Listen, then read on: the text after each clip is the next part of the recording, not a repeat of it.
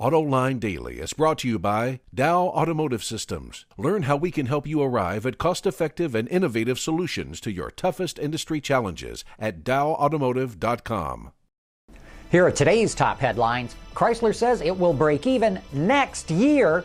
Opel workers walk off the job, and NHTSA says Toyota has a design defect with its floor mats. Up next, we'll be back with the news behind the headlines.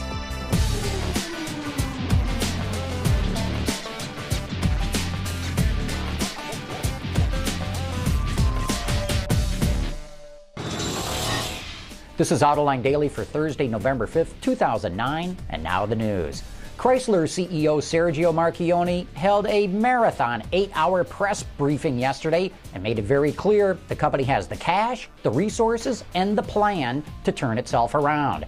Chrysler says it will break even on an operating basis next year. It will break even on a net basis in 2011. By 2014, the company projects it will earn $8 billion in profit on an EBITDA basis before taxes, depreciation, and amortization. And Marchionne says Chrysler will repay all the TARP money it got from the U.S. government by 2014. We'll have more on Marchionne later in the show. Just when you thought the GM Opel saga was finally over, more drama flares up. The Detroit News reports that Opel workers in Germany have walked off the job to protest the General's decision to keep Opel. Employees are worried about losing jobs as GM restructures the company. Its plan for Opel is similar to the one presented by Magna, which called for the elimination of almost 11,000 European jobs, about 20% of the workforce. Okay, you got your front bag, your side curtains, your knee airbags. But Ford will soon add another to the list: inflatable seat belts. The Detroit Free Press reports that the company plans to offer blow-up belts as an option on the next generation Explorer. The restraints are made out of a softer, more comfortable material than conventional belts. They inflate less forcefully than airbags and use cool gas, making them safer for even children. Ford's not the only automaker looking into this technology. Mercedes had a concept vehicle with this a while back. And I think I first reported on inflatable seatbelts about 20 years ago. We'll have more information on Ford's bags tomorrow. Porsche announced that the new Boxster Spyder will debut at the Los Angeles Auto Show next month.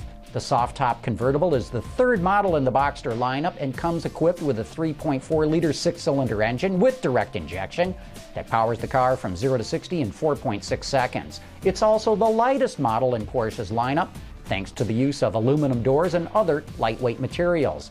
The 2011 Boxster Spyder goes on sale February in the U.S. with a starting price of $61,000.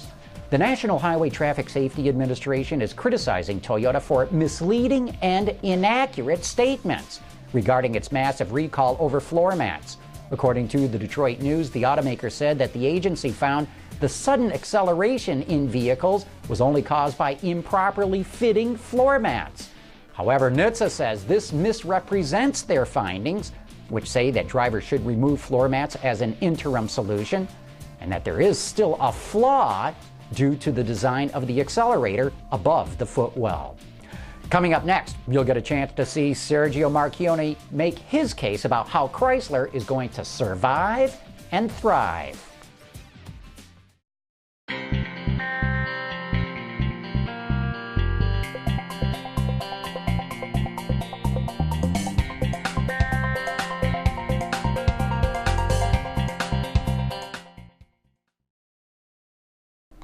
As we mentioned at the top of the show, Sergio Marchionne held a marathon briefing yesterday for the media, analysts, suppliers, and dealers. One of the messages he clearly wanted to get across is that he believes he can turn Chrysler around just like he did with Fiat. We went from somebody who was supposed to be dead in 2004 to making the most amount of money in 109 years of history. That's not a miracle. Things like that get built over time. It was done in a matter of 4.5 years. And I think that this organization is as capable as the Fiat organization in executing a plan which is that ambitious and that is effectively going to change its competitive positioning in the marketplace.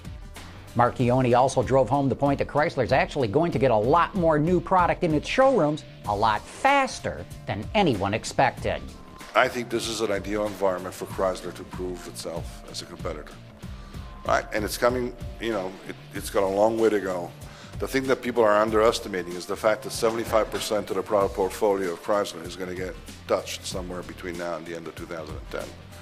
And if you read all the press that came out before this meeting today, nobody expected that kind of intervention on the product lineup. Everybody said 2012-13 is the first time that you'll see any Fiat intervention. Well, the answer is no. You'll see it much faster.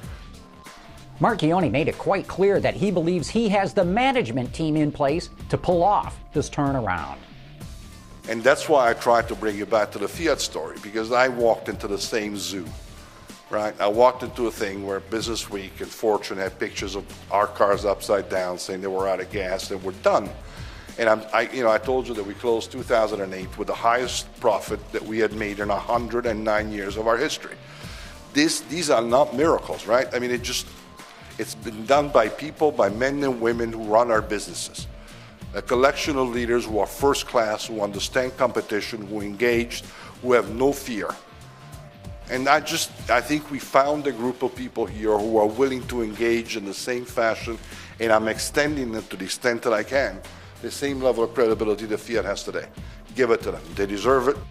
Marchionne believes that cars today have become too much of a commodity. He says Chrysler's products will be far more expressive, and he takes a shot at the imports. I don't know whether you saw in the movie that you saw the spot that was put together about this Frenchman sitting over there trying to tell Americans about the fact that we need to go back in and love cars. It's true. It really is true. We got to stop commoditizing this stuff. I mean, I grew up in Canada, right? And I still remember falling in love with cars when I was a kid, right? I mean, I used to walk by. I mean, there's pictures of people rushing to a car because they liked it, because it was such unique stuff. We lost all this. Everything is turned out into a wholesale, right? You dump this for $2,000, $4,000, $3,000 off this. People don't want this. We've turned the product into absolutely anonymous creations of engineering and four tires. That's not a car. That's not what America was built on, and if we can help in bringing that back, it will be wonderful. Not all car makers are like this, but certainly, I don't really get excited about the looks of the imports here. So, you can tell me that you're a quality vehicle, but if you're boring, it's still boring. Before going into Chrysler's media briefing yesterday, I wasn't sure if the company was really going to be able to survive. Now that I've seen their 5-year plan, I think they have a reasonable chance of making it. Hey, don't forget to tune in tonight for Autoline After Hours. There's been so much big news in the industry this week, we have a lot to cover. Join me, Peter DeLorenzo, and David Welch tonight, live at 7 p.m. Eastern, or 2400 hours GMT. And that's it for today's top news in the global automotive industry. Thanks for watching. We'll see you tomorrow.